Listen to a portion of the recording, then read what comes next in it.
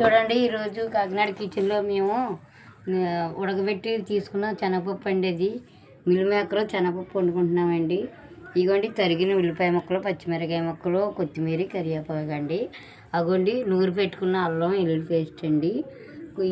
ఎక్కువ అల్లం వెల్లుల్లి పేస్ట్ నూరుతారు, పేస్ట్ వాడరా మీరు? మిక్సీలోది వాడం, మాకు రుచి కావాలి కదండి. అది మిల్ మేకర్ అండి. ఇవి ఇప్పుడు కూర తల్లి పెడతాను చూడండి, మళ్ళీ పెడతాను. అది నూనె వేసామండి. ఇగోండి నూనె మరిగింది. ఉల్లిపాయ ముక్కలు, పచ్చిమిరపకాయ ముక్కలు వేసామండి. ఇందులోనే కొత్తిమీర, కరివేపాకు వేస్తాం కదండి. ఇప్పుడు ఉల్లిపాయ ముక్కలు వేగాలండి.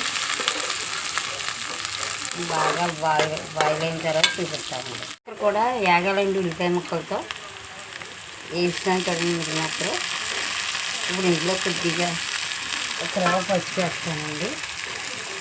ఒక రవ్వ పసుపు వేసుకొని బాగా ఆగనివ్వాలండి.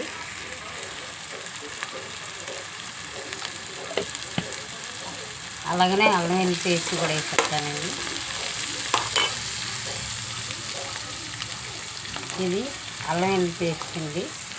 వీటితో ఇంకేం బాగా ఆగాలండి.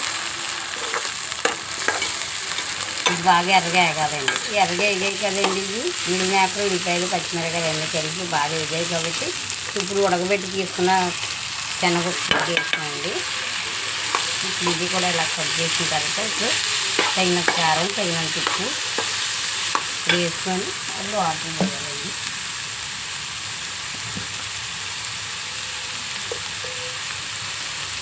కారం అండి.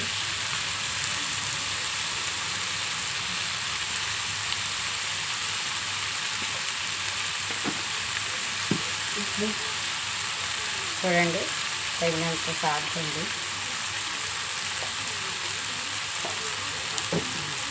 ఇప్పుడు కలిపిస్తాను. ఇప్పుడు ఇందులో వాటర్ వేయాలండి.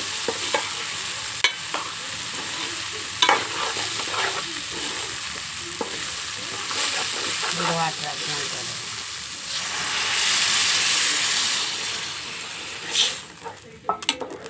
ఇప్పుడు వాటర్ వేసాను చూడండి. మళ్ళీ బ్రహ్మాండంగా ఉడుకుతుంది, బాగుంటుంది చూడండి. మీరు ఒక 5 నిమిషాలు పోయిన తర్వాత తయారవుద్ది చెప్పు.